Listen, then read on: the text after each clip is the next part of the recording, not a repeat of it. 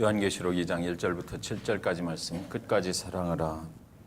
요한계시록에 나오는 7교회 중에 가장 우리 교회 성도님과 교회를 닮은 교회가 어느 교회일까 생각해 봤더니 오늘 말씀 나누는 에베소 교회가 아닐까 이런 생각이 들었습니다. 왜냐하면 에베소 교회는 주님의 칭찬을 많이 받은 교회이기 때문입니다. 2절에 보면 2장 2절에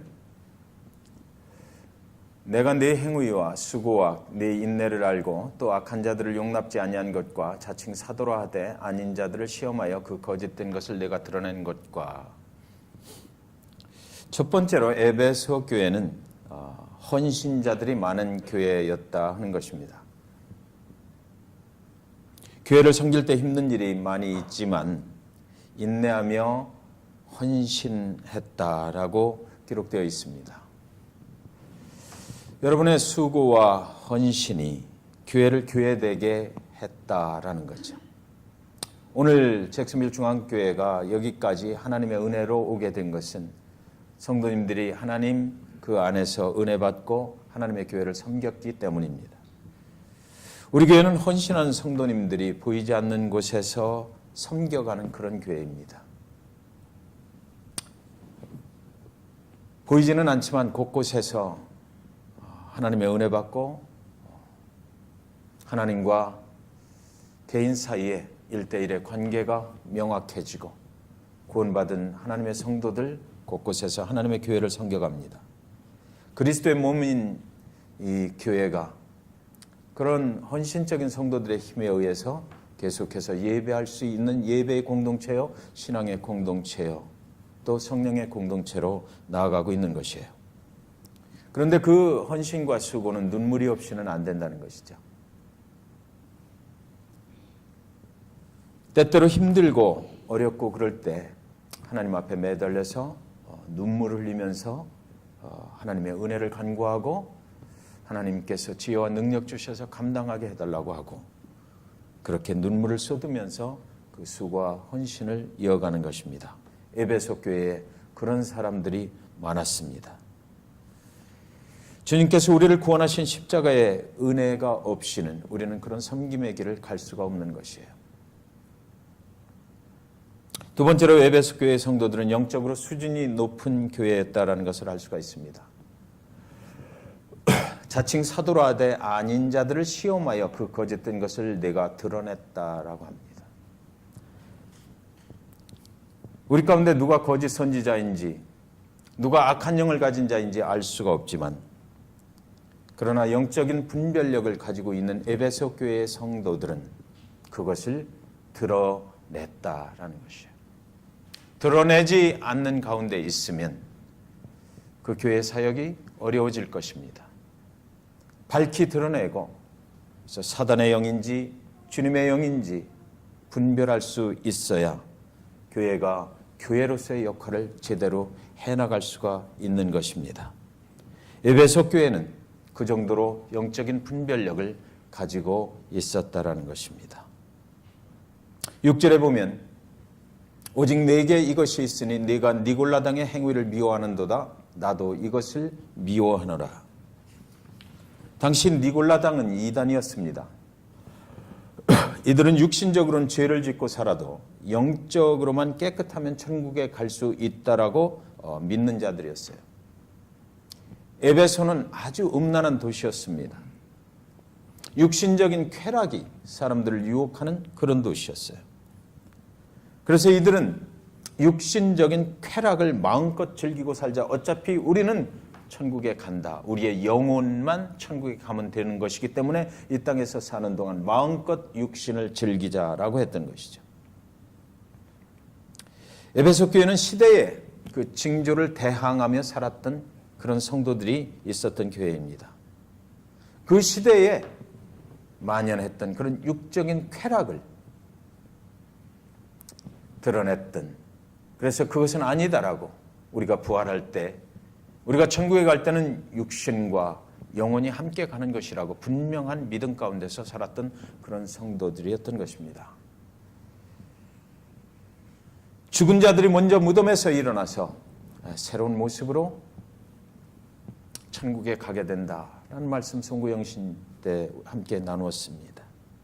육신도 부활하고 영혼도 부활하고 우리는 새로운 모습으로 그날의 천국으로 가게 될 것입니다. 그렇기 때문에 육신도 영혼도 우리는 정결해야만 합니다. 그것을 우리는 거룩한 삶의 모습이라고 말하는 것이죠. 천국 가는 그날에 영혼만 가고 육신은 저 밑에 그대로 버려진 채로 썩어가는 것 절대 아니기 때문에 우리는 함께 가야 되기 때문에 그렇습니다. 그래서 육신의 쾌락은 거룩을 무너뜨립니다. 육신의 쾌락은 우리를 유혹해요. 교회 안에 와 있을 때 영혼은 평안함을 경험하지만 또 교회를 떠나면 우리는 육신의 그 유혹 가운데 살아가게 되는 것이에요. 세 번째, 에베소 교회는 예수의 이름을 위하여 참고 인내한 교회였습니다. 3절에 보면 또 네가 참고 내 이름을 위하여 견디고 게으르지 아니한 것을 아노라. 주님을 제대로 알고 주님을 제대로 전했다라는 것입니다. 주님의 이름을 높인 교회입니다. 사랑하는 여러분, 교회는 주님의 몸입니다. 교회에서 주님의 이름을 높이지 않는다면 우리는 교회가 아닙니다. 예수 그리스도 그 이름이 말해지지 않는다면 교회는 더 이상 교회가 아닌 거예요. 진리의 말씀 속에는 처음부터 끝까지 예수 그리스도 우리의 구원자가 되시고 그분을 통해서만이 우리는 영원한 천국에 갈 수 있다라고 하는 그 사실이 진리의 말씀으로 여기 기록되어 있기 때문에 교회는 그 말씀을 나누는 곳입니다. 에베소 교회 그들은 어디 가서도 주님의 이름으로 주님의 능력으로 일하고 또 주님의 이름을 높였다는 것입니다. 주님의 능력, 주님의 이름에는 능력이 있어서 주님의 이름을 높이고자 할 때에 사단의 역사를 이길 수가 있습니다. 주님의 이름을 높이고자 할 때에 주님이 주시는 지혜와 능력 가운데서 니골라당이 누구인지를 구별해낼 수가 있습니다. 주님의 이름을 높이고자 할 때에 예수 그리스도의 은혜가 우리를 감싸주시기 때문에 그 은혜의 능력으로 우리는 모든 힘들고 어려운 일들을 감당할 수가 있는 것이에요. 주님의 이름을 높일 때만 우리는 거룩한 성도로서의 삶을 살아가게 된다는 것입니다. 우리의 모든 삶의 우선순위 속에 주님이 가장 높은 자리를 차지하고 계셔야만 우리는 제대로 거룩한 성도의 삶을 살아갈 수 있고 제대로 된 교회 생활을 할 수가 있다는 것이에요. 골로새서 3장 23절, 그래서 사도 바울은 이렇게 이야기합니다. 무슨 일을 하든지 마음을 다하여 주께 하듯 하고 사람에게 하듯 하지 말라. 사람과 주님 사이에서 우리가 선택을 해야 되는데 무슨 일을 하든지 항상 너희는 주님을 선택하고 주님을 가장 최우선으로 행동을 하라는 것입니다. 사랑하는 여러분, 저희 교회는 정말 감사하게도 주님 중심의 교회입니다. 예수 그리스도 중심의 교회예요. 새로 오시는 분들이 저희 교회에 오시면 아마 누가 이 교회의 중심에 서 있는지 보이지가 않아야 할 것입니다. 우리는 그런 교회를 추구하는 거예요. 그런 교회가 되기를 원하는 거예요. 어느 교회 가보면 사람이 중심에 딱 서서 새로 오는 사람들을 통치를 합니다. 사람이 중심에 서지 않는 교회, 그래서 우리 눈에 보이지는 않으나 우리의 이 영적인 모든 부분을 인도해 가고 계신 예수 그리스도 우리의 구원자 되시는 그 예수가 우리를 통치할 수 있는 교회, 그런 교회가 되어야만 하는 거예요. 네. 그것이 교회입니다. 주님 한 분만으로 충분한 그런 교회가 바로 에베소 교회였고 잭슨빌 중앙침례교회라고 저는 믿습니다. 그래서 우리 교회는 주님의 칭찬을 받은 에베소 교회를 닮은 교회다라고 제가 생각하게 됐어요. 주님은 잘했다 이렇게 칭찬하십니다. 잘했다 칭찬받아야죠. 이왕의 교회, 하나님의 교회를 섬기고 하나님이 영원한 영생의 길을 주님과 함께 갈 때 이왕이면 하나님 아버지 앞에 칭찬받는 교회가 다 되고 칭찬받는 성도들이 되어야 되지 않겠습니까? 그럴 때에 우리에게 기쁨이 넘치는 거죠. 그럴 때에 우리가 더욱더 헌신할 수 있고 그럴 때에 주님의 평화를 우리는 누릴 수가 있게 된단 말이에요. 그럴 때 계속해서 우리는 그 주님이 너무나 감사하고 너무나 좋아서 그 주님 앞에 계속해서 기도하며 나갈 수가 있게 되는 것이에요. 그런데 이제 에베소 교회에 하나의 문제가 있었다라고 주님이 지적하십니다. 4절 5절에 보시면 그러나 너를 책망할 것이 있나니 너의 처음 사랑을 버렸느니라. 그러므로 어디서 떨어진 것을 생각하고 회개하여 처음의 행위를 가지라. 만일 그리하지 아니하고 회개치 아니하면 내가 네게 임하여 네 촛대를 그 자리에서 옮기리라. 만약 여러분의 아내가 여러분의 남편이 자기 지금도 나를 사랑해? 라고 말하면 그렇게 물어봤는데 뭔 소리야, 옛날에 많이 사랑했잖아, 이렇게 말하고 만다면 여러분 생각이 어떠시겠습니까? 지금은 사랑한다는 말이 아니지요. 옛날에 사랑을 많이 했던 것 그것만으로 충분하다는 것이에요. 여러분, 처음 사랑이 어느 순간 딱 멈추어 버렸다라는 말입니다. 5절에 보면 그러므로 어디서 떨어진 것을 생각하고 주님을 사랑하는 그 첫사랑이 어느 순간 딱 멈추었다. 그래서 그 후로는 처음 사랑을 하지 못한다라는 거죠. 저는 이 말씀에 참 은혜를 많이 받았어요. 제가 그랬거든요.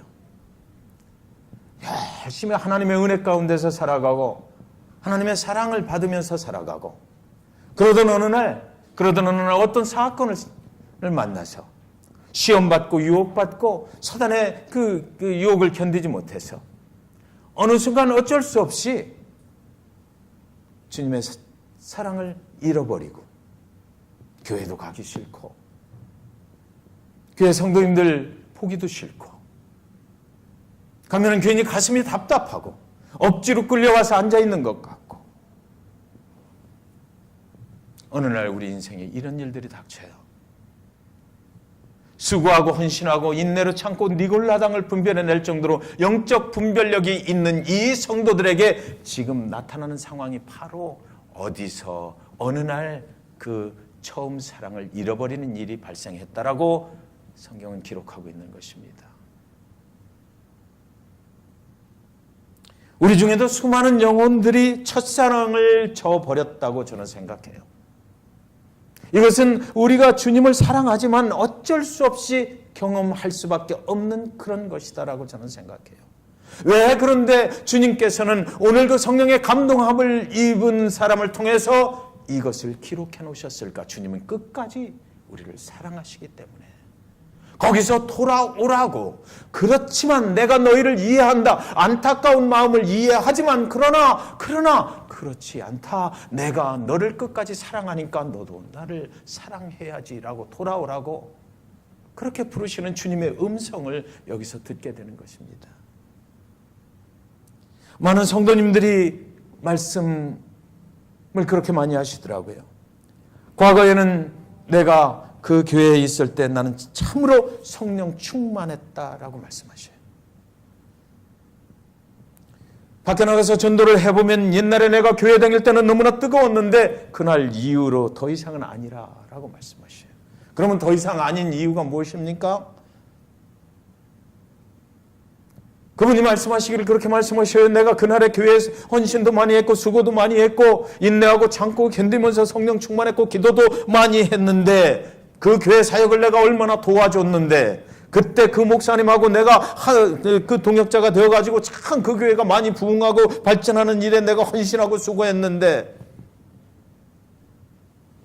마치 가만히 들어보면 그때 내가 하나님을 많이 도와줬는데 하나님께서 나를 외면하셔서 내가 지금은 안 갑니다. 이런 거. 하나님은 우리의 사랑을 구걸하시는 분은 아니에요. 하나님이 우리의 도움을 필요로 하시는 분은 아니에요. 자기 자신의 아들 예수 그리스도를 우리를 위해서 죽이시기까지 십자가에 죽이시기까지 우리를 사랑하시는 분 그분이 바로 하나님이세요. 우리가 하나님을 떠나도 그분은 전혀 관계없어요. 사실은 그래요. 그런데도 당신의 아들을 죽이시기까지 우리를 사랑하시는 것을 멈추지 아니하시고 끝까지 하기 위해서 한 영혼이라도 버림받지 않고 끝까지 하나님의 약속의 길로 가게 하기 위해서 그분은 오늘도 저는 말씀을 성경에 기록하시고 내가 너희를 이해한다. 네가 멈춘 곳이 어딘지를 한번 생각해봐라. 그 처음 사랑을 한번 회복해야 되지 않겠느냐. 그래야 나하고 끝까지 영원한 약속의 길을 갈 수 있지 않겠느냐라고 묻고 계신 것이에요. 우리가 왜 첫사랑을 회복해야 되나요? 처음 사랑을 왜 회복해야 돼요? 내 자신의 구원을 위해서 그래요. 그 구원에서 떨어져 나가지 않으려고 하기 때문에 그래요. 오늘 가만히 보면 나는 그날처럼 섬기지도 사랑하지도 않는 것 같아요. 처음 사랑을 어느 순간인가 잃어버리고 처음 사랑만큼 그만큼 사랑하지도 못하고 처음 사랑만큼 그만큼 헌신하지도 못하고 그런데 예배당에 와서 예배하는 가운데 앉아있으면 옛날이나 지금이나 나는 변함없는 것 같아. 그런 착각 속에 살아가는 거예요. 그래서 사랑은 오늘 나의 행위로 표현된다고 말씀하는 것입니다. 처음 행위를 가지라라고 행위라는 단어를 거기에 집어넣었어요. 사랑은 입으로 하는 것이 아니라는 것입니다. 정말 주님을 사랑하는 그 처음 사랑을 회복한 자, 정말 주님을 그렇게 사랑한다면 저와 여러분도 생각해 보셨으면 좋겠어요. 내가 주님을 처음 만나고 그날에 하나님의 교회에 헌신하고 하나님 아버지 앞에 나가기를 기도하고 힘쓰고 예배에 정말 은혜 받기를 사모하고 그렇게 살아갈 때 내가 내 육신과 내 영혼이 얼마나 하나님 앞에 정말 간절한 마음으로 나갔었는가. 어느 순간 그것이 줄어들었고 어느 순간 그것이 형식화되어 버렸고 어느 순간 그것이 과거의 일로만 남아있고 그런데도 나는 그 과거의 일이 지금 오늘 현재 그렇지 아니하면서도 지금도 나는 그렇게 하고 있는 것처럼 착각을 하고 살아가고 있는 모습을 보게 된다는 것이에요. 여러분, 사람들은 상처를 받았다라고 얘기합니다.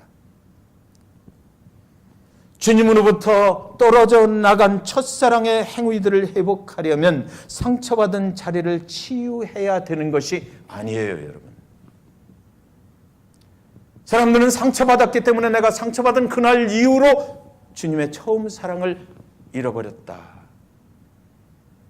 마치 주님께서 주님의 교회에 또 주님의 교회의 어떤 사람을 통해서 나에게 상처를 주셨기 때문에 내 책임은 아니고 상처를 준 사람의 책임이다라고 우리는 회피하고 싶어요. 그런데 여러분, 상처는 죄의 흔적이라는 거 아십니까? 상처는 죄입니다. 상처는 받은 사람만 있지 상처를 준 사람은 없어요. 내가 상처를 주었기 때문에 상처를 받았어요.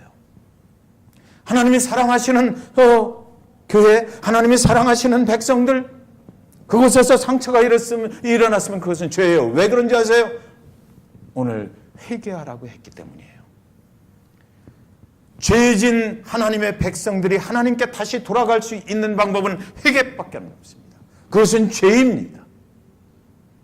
상처는 죄라고 주님이 말씀하셔요. 죄는 회개해야만 회복될 수 있고 용서받을 수 있는 것이기 때문이에요.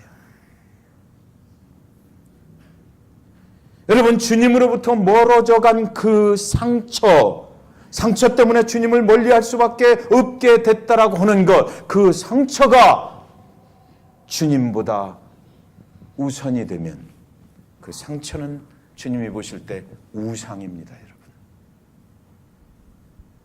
우상을 섬기지 말라. 나 외에 다른 우상을 섬기지 말라. 그 상처가 우상이 되어버려서 매일같이 나는 주님 앞에 갈 수가 없는 이유가 바로 이겁니다. 내가 상처받았기 때문에 이거예요. 상처를 예배하는 거예요. 상처를 섬기고 있는 거예요. 상처를 가지고 주님보다 우선순위에 놓고 거기에 매달리는 겁니다. 여러분. 그래서 회개하라는 거죠. 그래서 회개하라는 거예요. 그 상처를 하나님보다 더 우선순위에 놓고 섬기게 되면 어떤 일이 벌어지나요? 네 촛대를 그 자리에서 옮기리라. 영원한 구원의 길에서 떨어져 나가리라는 것입니다. 상처는 이렇게 무서운 죄입니다.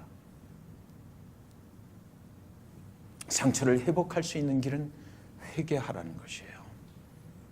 회개하라는 것이에요. 첫사랑이 언제 떨어져 나갔어요? 더 이상 교회를 섬기고 싶지 않습니까? 더 이상 다른 성도들과 섞이고 싶지 않으십니까? 더 이상은 교회 일에 관여하고 싶지 않으신가요? 섬기기 싫어서가 아닌가요? 영적인 교만 때문은 아닌가요? 대접받지 못하고 알아주지 않으니까 그것 때문에 그런 것은 아닌가요? 주님이 서실 자리에 내가 서 있는 것은 아닌가요? 상처는 교만의 흔적일 수 있습니다, 여러분. 그래서 주님은 회개하라고 말씀하시는 거예요. 주님의 처음 사랑을 회복하는 길은 바로 회개인 것입니다. 요한복음 13장 1절에 유월절 전에 예수께서 자기가 세상을 떠나 아버지께로 돌아가실 때가 이른 줄 아시고 세상에 있는 자기 사람들을 사랑하시되 끝까지 사랑하시니라. 주님은 우리를 끝까지 사랑하십니다. 돌아오기를 원하시고 회복되길 원하셔요. 1982년 10월 22일 뉴욕 마라톤 대회에 장애자 린다라는 사람이 거기 참여를 합니다. 정상적인 사람들이 뛰는 그 마라톤 대회에 장애인이, 다리를 쓸 수 없는 장애인이 거기 참여를 했어요. 린다는 1등을 하려고 한 것은 아니에요. 끝까지 완주하는 것이 그녀의 목표였습니다. 마라톤 대회가 다 끝났어요. 관중들은 경기장을 이미 다 떠나버렸습니다. 시상식도 다 끝났어요. 그런데 목발을 집은 린다가 그 피니시 라인을 향해서 달려가는 것입니다. 달려간다기보다 절뚝절뚝 걸어가고 있는 것이에요. 그리고 그녀는 피니시 라인을 통과했어요. 그를 바라보는 관중은 없어도, 그에게 박수를 보내주는 사람 하나 없어도 그녀는 끝까지 경기를 완주했던 것입니다. 왜 끝까지 주님을 사랑해야 합니까? 관중의 박수를 받기 위해서가 아니고, 상급이 있다고 말하지만 상급이 우리의 목적이 아니에요. 주님께서 끝까지 저와 여러분을 사랑해 주셨기 때문에 그런 것입니다.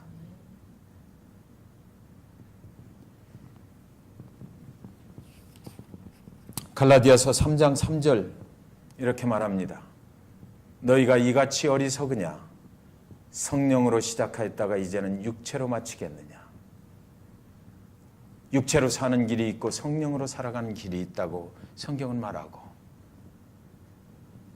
육체로 시작했다가 성령으로 마치겠느냐라고 묻지 않고 성령으로 시작했다가 육체로 마치려 하느냐라고 정말 안타까운 질문을 사도 바울은 저와 여러분에게 던지고 있어요. 시편 51편 12절 주의 구원의 즐거움을 내게 회복시키시고 자원하는 심령을 주사 나를 붙드소서. 구원의 기쁨, 예수 그리스도 그분께서 나를 위해서 어떻게 하셨는지의 그 은혜, 그것으로 살아야 우리는 온전한 구원에 이를 수가 있다는 거죠. 즐겁지 않으세요? 즐거움을 회복하는 방법은 그 구원의 은혜, 주님께서 나를 위해서 무슨 일을 하셨는지를 생각하는 것입니다. 그래서 우리는 오늘 기도하기를 원하는 것입니다. 2019년도 한 해를 시작하면서 혹시나 우리 중에 멀리서 주님을 바라보고 계신 분은 안 계십니까? 혹시나 우리 중에 멀리서 몸은 교회에 나와 있으나 멀리서 나를 사랑하신 그 주님, 그분을 생각하며 서 있는 분은 아니 계십니까? 다시는 교회를 가까이 하고 싶지 않으신 성도님 계세요? 다시는 성도들과 가까워지고 싶지 않은 그런 분 혹시 계십니까? 열심히 기도하지만 그러나 성도님들과 섞이고 싶진 않고 나의 거룩함이 혹시나 어떻게 될까 봐 교제하기 싫고 친교하기 싫고 더 이상 교회 안에 깊이 들어오기 싫고 헌신하기 싫고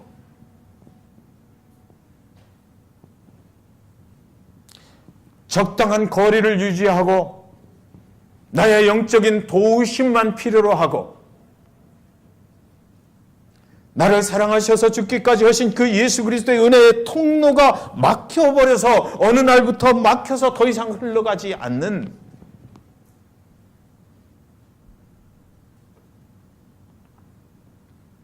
그것은 여러분 상처받은 자들이 말하는 교회나 목회자나 다른 이들의 문제가 아니고요. 그것은 나의 문제입니다. 2019년에는 이 문제를 완전하게 해결해 버렸으면 좋겠어요. 에베소 교회 성도들이 영적 분별력이 있었지만 그럼에도 불구하고 이 문제를 주님께서 도전하셨습니다. 그것을 완전하게 해결하라.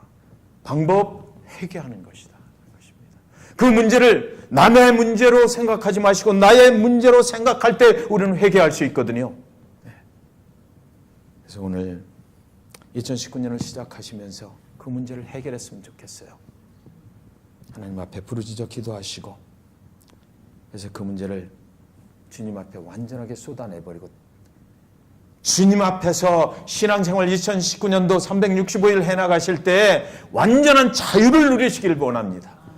진리가 너희를 자유케 하리라. 진리가 우리를 자유케 하리라 하셨으니까 모든 거리끼는 것들 완전하게 쏟아놓으십시오. 주님 앞에 쏟아놓고 회개할 것 있으면 완전하게 회개해버리고 주님 앞에 나오는데 주님의 교회 앞에 나오는데 전혀 거리낌이 없이 오면은 그냥 춤을 추고 싶고 아까 찬양하는데 일어나서 춤 좀 췄으면 좋겠더라고요.